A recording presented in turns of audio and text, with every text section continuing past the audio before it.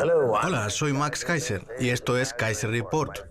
Ya ven que tengo muy poca voz, pero es que la conferencia Bitcoin 2021 celebrada en Miami ha sido apasionante y me ha dejado prácticamente sin habla.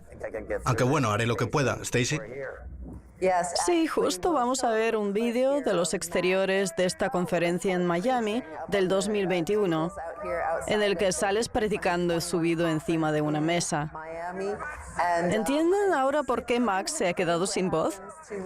En fin, vamos a ver algunas de las frases más destacadas que ha publicado la revista Bitcoin Magazine sobre lo dicho en las ponencias, para que así la que tenga que hablar sea yo y Max pueda conservar la poquita voz que le queda. El otro día decíamos que tú y yo hemos asistido a todas las conferencias sobre el Bitcoin, desde la primera que se celebró en el año 2011.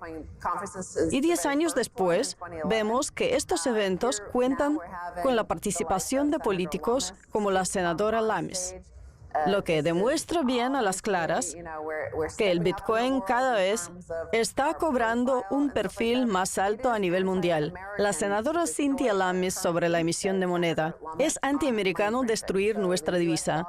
Y es que la emisión de la divisa estadounidense ha sido un tema candente en esta conferencia. Pues igual que en este programa, y además desde hace años, porque la emisión de moneda es un problema que afecta a todo el mundo.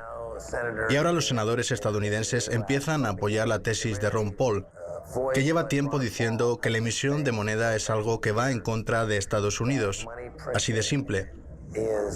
Lo que pasa es que ahora mismo tenemos en el poder a un partido que se asienta sobre ese fraude de la emisión monetaria y que solo necesita dar un paso más en el sentido de imponer un mayor control sobre las cosas para hacer que Estados Unidos se convierta en Venezuela. Sí, de hecho, en la conferencia había un contenedor de basura al que se podían arrojar y del que se podían retirar todos los bolívares que uno quisiera.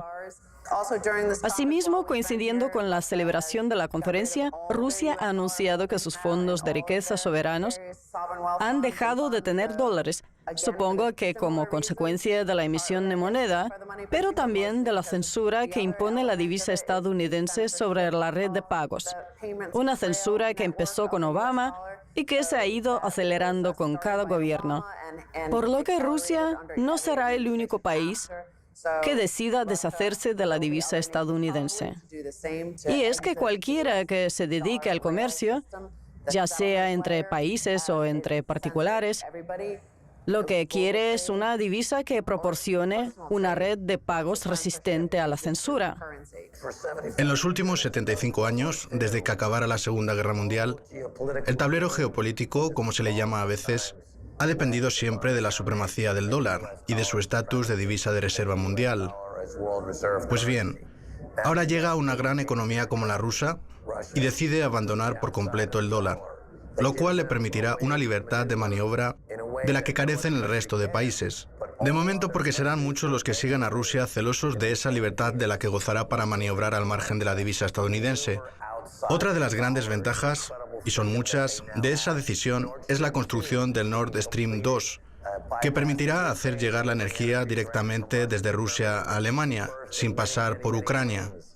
Pues es precisamente esa teoría de juegos la que hace del Bitcoin una divisa tan sólida. En fin, este año se cumple el 50º aniversario de este sistema puramente fiat basado en el dólar. ¿Y por qué se implantó un sistema así? Pues porque a finales de los 60, Francia, que también practicaba la teoría de juegos, intuía que Estados Unidos no tenía el oro que se suponía y en el que supuestamente se apoyaba el comercio internacional. Así que exigió que le devolvieran el suyo. Y al poco de hacerlo, Francia también lo hizo el Reino Unido, que mandó un barco al puerto de Nueva York para llevarse todas sus reservas de oro. A lo que voy con esto es a que a veces cuando un país decide hacer algo, el resto lo imita, porque a nadie le gusta quedarse el último. El dólar se ha convertido en el juego de las sillas musicales. Si recuerdas, durante la crisis del 2008, Chuck Prince, del Citigroup, dijo aquello de que mientras la música siga sonando, nadie tendrá miedo. Lo que pasa es que ahora ha dejado de sonar. A mí me recuerda a la película El precio de la codicia, cuando Jeremy Irons da el discurso ese en el que dice que serán los primeros en retirarse de esa operación perjudicial, que es el mantra de este mundo financiarizado por completo. Y es que Rusia ha decidido utilizar el capitalismo contra los capitalistas, convirtiéndose en la primera nación en abandonar el dólar, lo cual producirá un efecto dominó en el resto de países que acabarán haciendo lo propio, y eso puede beneficiar al oro y sobre todo al Bitcoin, que yo sigo diciendo que cerrará el año en los $220.000 porque seguramente el dólar vaya a perder la mitad de su valor. En esta conferencia han participado grandes nombres del mundo de la política, la cultura, la banca, incluida la banca de inversión, y el Bitcoin, y todos coinciden en señalar lo mismo. Vamos a ver unas palabras de Greg Foss pronunciadas en la conferencia. Tenemos que recurrir a la revista Bitcoin Magazine porque, como Max estaba predicando, esa parte nos la perdimos. Cuando la relación a nivel mundial entre la deuda y el PBI asciende al 400%, si se emplea una tasa de descuento del 3%, el PBI ha de crecer al 12% solo para compensar el gasto en intereses. El problema en esta ecuación está en la divisa. En cambio, el Bitcoin es la mejor operación asimétrica que jamás he visto en mis 30 años de experiencia. Si nos guiamos por la aritmética, como ha hecho este señor en ese tuit, lo normal sería que en Estados Unidos ya hubiera sonado la señal de alarma. Lo que pasa es que ahora los guerreros por la justicia social dicen que la aritmética es racista, que decir que 2 más 2 es igual a 4 le convierte a uno en un supremacista blanco. Ese es el discurso que hay ahora mismo en Estados Unidos, donde la aritmética más simple ya no es comprensible. Por eso el Titanic del dinero fiat se estrellará contra el iceberg del Bitcoin, cobrándose un montón de víctimas. Pero es que cuando un país decide que ya no hay que respetar la gravedad, la aritmética, el ciclo día-noche, etc., los problemas están asegurados. A nosotros nos ha llamado la atención que al escuchar a muchos de los ponentes, parecía que estuviéramos viendo un episodio de Kaiser Report. Es un poco como si nuestro programa, que empezó en el 2009 siendo un ejemplo de heterodoxia, se hubiera convertido en el discurso dominante, porque está claro que no deja de ganar adeptos en el mundo. Preston Pysh, al que hemos tenido tanto en Kaiser Report como en nuestro podcast, ha dicho algo en el escenario que nosotros también hemos señalado. El control de la curva de rentabilidad del mercado de deuda hace que el costo del capital no se ajuste en absoluto a la realidad. Ahí tenemos un ejemplo más de esta política de mando y control que intenta fijar el precio del dinero, provocando una mala asignación del capital, ya sea mediante las recompras de acciones, la fracturación hidráulica, la especulación en el mercado bursátil, inmobiliario y de deuda, porque están todos inmersos en una burbuja, etc. ¿Y esa mala asignación del capital a qué se debe? Pues a una mala tasación del riesgo, como consecuencia de la aprobación indebida de nuestra divisa. Tras la caída del muro de Berlín, el famoso intelectual Francis Fukuyama escribió un ensayo titulado El fin de la historia, en el que hablaba del triunfo de los valores estadounidenses. Pues bien, ahora en el 2021, la historia ha vuelto a empezar, pero sin Estados Unidos, que se quedará tirado en la cuneta, al igual que les ha sucedido a todos los imperios, que suelen derrumbarse siempre por los mismos motivos: la arrogancia y la emisión de moneda. Así pues, yo creo que Rusia está haciendo una serie de movimientos brillantes en esta partida de ajedrez. Lo digo desde un punto de vista puramente matemático, no subjetivo. Y por cierto, el resto de criptodivisas, ya sean Ethereum, Ripple, Cardano, etc., como se produzca una emergencia no tendrán liquidez, ninguna en absoluto, porque sus mercados no existen como tales. Están todas en servidores de Amazon y similares que no son nada seguros. La única que sobrevivirá será el Bitcoin, y aunque para muchos será doloroso comprobarlo, yo me estaré riendo a carcajada limpia. Pues Mark Yusko, al que espero que podamos entrevistar durante la conferencia, ha dicho en su ponencia algo acerca de las divisas alternativas, a las que él llama divisas de mierda. Estas fueron sus palabras. La mayor divisa de mierda de todas es el dólar. La inflación, que es un impuesto sigiloso, nos está estafando a todos. La verdad es que el tema de la inflación está muy de moda, tanto en esta conferencia como en las noticias de los medios estadounidenses. Parece ser que la mentalidad de la gente está cambiando y que todo el mundo se espera la llegada de la hiperinflación. De hecho, anoche estuvimos cenando con unos argentinos que nos dijeron que para ellos lo de los incumplimientos crediticios y la hiperinflación es la tónica habitual, un ciclo que se repite cada 10 años y que les obliga a irse a vivir a otro país hasta que la ola de hiperinflación remite. Pues bien, ese podría ser desde ahora el patrón en Estados Unidos. Pues sí, porque la inflación lleva años desbocada. Lo que pasa es que hasta ahora había quedado enmascarada. En primer lugar, por la externalización de la mano de obra china.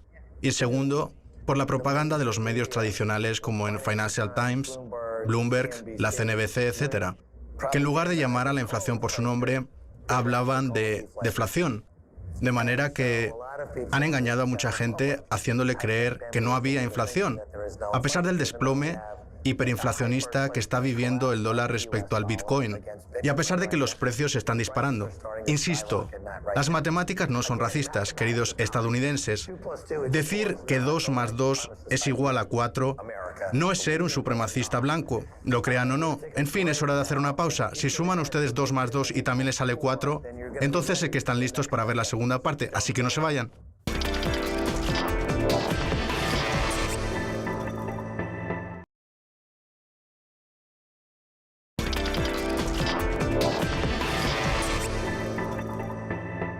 Bienvenidos de nuevo a Kaiser Report. Soy Max Kaiser. Esto es algo que pasa muy de vez en cuando. Tenemos con nosotros a una verdadera leyenda, que es algo que no todos los días tenemos la oportunidad de hacer. Me refiero a Adam Curry. Bienvenido de nuevo a Kaiser Report. Muchas gracias, Max. Siempre es un placer, insisto, siempre es un placer estar con usted. A usted le llaman el padre de los podcasts, porque prácticamente fue usted quien los inventó. Y ahora los ha reinventado con la transmisión de satoshis, aprovechando la segunda capa del Bitcoin a través de la Lightning Network. Háblenos al respecto. Es la era 2.0 de los podcasts. Hace 18 años, Dave Winer y yo inventamos los podcasts. Si es que pueden considerarse un invento, porque al final todo se construye sobre la base de otra cosa ya existente. Y desde entonces todo el mundo se ha puesto como loco a hacer el suyo propio, hasta que yo me di cuenta de que Apple se había convertido en una especie de autoridad central, porque si dejaba de indizar a un podcast concreto, que por cierto para mí fue un placer que mantuvieran todos esos años, también desaparecía del resto de aplicaciones, que carecían de la infraestructura necesaria para mantener 2 o 3 millones de podcasts. Así pues, el primer paso fue crear un índice independiente, denominado podcastindex.org, en el que puede aparecer cualquier podcast. Y de hecho ya tenemos indizados más de 3,8 millones, frente a los 2,2 millones de Apple, lo que significa que seguramente estén todos los que hay en el mundo, sin que entremos a valorar su contenido. Ante todo, libertad de expresión. Además, es que los desarrolladores de aplicaciones tampoco suelen moverse por donde está el dinero. No cobran por publicidad, como mucho venden algún anuncio en un banner, y por tanto no tenían incentivos para crear nuevos podcasts y ofrecer nuevas experiencias. Pero entonces descubrí la Lightning Network y me quedé de piedra al conocer todas las cosas que permitía hacer. También me enteré de lo que era KeySend, que permite transmitir micropagos sin factura, así que le consulté a Dave Jones, al que conozco desde hace 10 añs, si el proyecto era factible, y me dijo que sí. Luego conocimos a un par de personas más, como Paul Itoy, de Sphinx Chat, o Breeze, y gracias a ello ahora tenemos 15 aplicaciones nuevas en newpodcastapps.com que permiten transmitir satoshis en tiempo real, siendo el propio usuario quien decide la cantidad, lo que supone la primera vez que tenemos un mecanismo de descubrimiento de los precios para los contenidos creativos, porque hasta ahora Silicon Valley era el que nos decía que tal canción o tal aplicación vale 99 centavos, sin que eso se pueda cambiar, mientras que para la persona que recibe el valor, que es el oyente, puede valer $1 la hora, o lo que es lo mismo, 3.000 satoshis, que pueden equivaler a 50 o 100 satoshis por minuto. Incluso si a alguien le gusta mucho un podcast concreto, puede enviar hasta 1.000 satoshis si quiere. Ahora mismo nosotros hacemos más de 150.000 transacciones al mes de personas que transmiten satoshis a los responsables de los podcasts. Pues qué interesante, porque de esa manera aumenta el mecanismo de descubrimiento de los precios en todo lo que es la interacción con los creadores de contenidos y sus consumidores. La verdad es que las nuevas tecnologías siempre suelen acabar en manos de las grandes empresas, que ejercen prácticamente un monopolio sobre ellas, como sucede, por ejemplo, con Apple. Como ha señalado antes, que se ha convertido en una especie de guardián. Sí, al igual que sucede con casi todas las redes sociales. Ahí es donde entra en juego el papel del emprendedor, que es quien tiene que aportar algo nuevo. Una vez más, ¿cómo se llama su plataforma? Podcastindex.org es el nombre de la empresa y de la web, con toda una comunidad de desarrolladores de código abierto alrededor. De acuerdo, podcastindex.org. Eso es.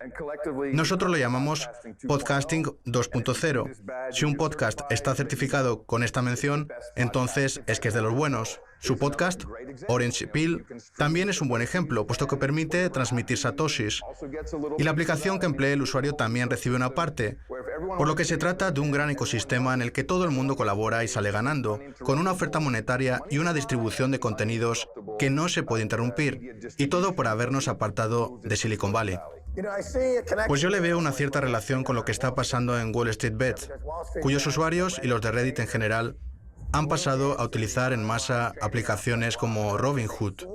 Sí, y sirviéndose de la economía de escala, atacan a los fondos de cobertura y a la clase dirigente, en lo que constituye una especie de continuación del movimiento Ocupa Wall Street. Pues bien, ahora se pueden transmitir satoshis y hacer micropagos, que pueden ser cantidades irrisorias. Sí, porque un satoshi equivale a mucho menos de un centavo. A mí lo de la economía de escala me recuerda a las bandadas de estorninos, que, aunque no siempre están seguros de a dónde van, siempre siguen un patrón determinado, y gracias a eso pueden llegar a su destino. Y eso mismo puede aplicarse a la relación entre los creadores de contenidos y sus consumidores, entre los que habitualmente hay un montón de intermediarios, que son precisamente de los que prescinden ustedes. Esa es la ventaja principal. Cualquier persona puede crear un hilo RSS, que en esencia es un archivo de texto, subirlo a un servidor y listo. Ya tiene su propio nodo. Luego no tiene más que conectarlo a su red en casa y entonces ya puede recibir el pago, sin necesidad de nadie más. Que si es cómodo contar con la ayuda de fabricantes de herramientas y empresas de alojamiento como Buzzsprout o RSS.com, pues claro, porque facilitan la tarea y se ocupan de mantener el servidor, pero imprescindibles no son. Lo que hemos hecho nosotros recuerda a lo ocurrido con GameStop, y es que aunque nosotros empezamos siendo un movimiento defensivo contra el silenciamiento, ahora hemos pasado al ataque, con 18 funcionalidades con las que no cuentan ni Apple ni Spotify. Además, lo curioso es que Apple ha empezado a hacer sus propios cambios, alterando el funcionamiento de la aplicación, que impide que cualquier desarrollador independiente utilice su índice, además de que los episodios no se actualizan a tiempo. A veces tardan 2 horas, otras un día entero, etc. Es en plan, nos centramos en las suscripciones y nos olvidamos del resto. Y ahí se han quedado. Por lo tanto, ahora los que innovamos somos nosotros, y los podcasts independientes han ganado un peso mucho mayor de lo que algunos peces gordos creen. Es interesante porque usted empezó como uno de los primeros videojockeys de la MTV, que en su día fue una gran innovación. Sí, convirtiéndose en el paradigma de referencia de los canales musicales y, por tanto, también en el guardián. Luego llegó el iPod de Apple, que introdujo la idea de los contenidos a la carta, de forma que el oyente pueda escuchar su programa de radio favorito cuando mejor le venga, que es justo en lo que consisten los podcasts. Exacto. Es decir, que usted se incorporó a un producto totalmente nuevo, que hasta cierto punto inventó, situándose a la vanguardia del sector.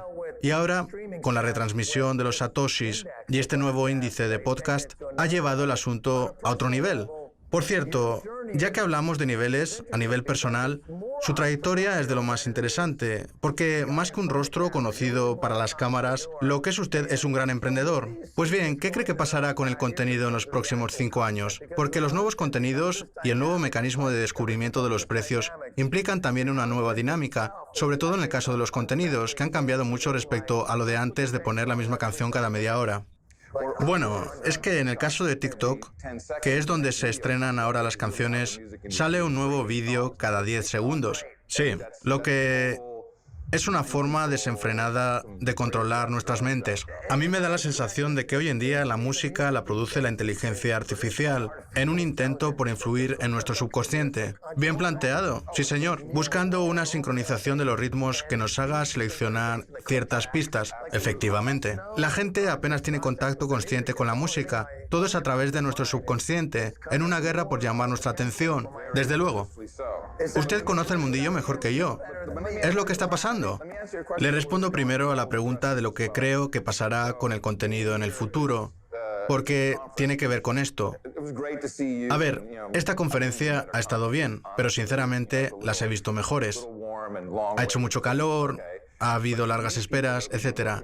Lo bueno es que he podido encontrarme con muchas personas con las que llevo años trabajando, y he de decirle que nosotros tenemos previsto hacer con los documentales algo parecido a lo que hemos hecho con los podcasts.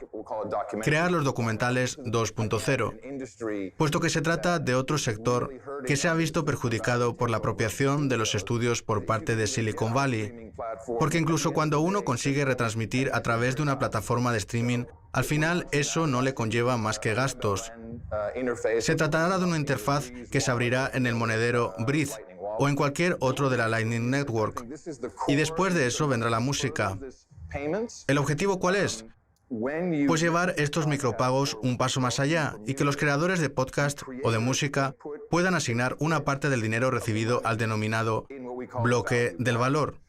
Es decir, que usted como oyente puede enviar 100 satoshis por minuto, pero de esos 100 satoshis, igual el 10% van a parar al cantante principal, otro 10% al bajista, otro 10% a algún inversor, y todo ello directamente del consumidor a los monederos de esas personas, lo que supone acabar con todos los intermediarios, asestando además un importante golpe a las mal llamadas organizaciones pro derechos de las artes escénicas, como ASCOT, PRO, BMI, Sync Rights, Harry Fox y todas esas agencias que se quedan con nuestro trabajo e igual con un poco de suerte nos obsequian con un centavo al cabo de 4 años, lo que significa que nos roban el dinero. O bueno, al menos eso pienso yo. ¿Se le puede incorporar también licencias Creative Commons?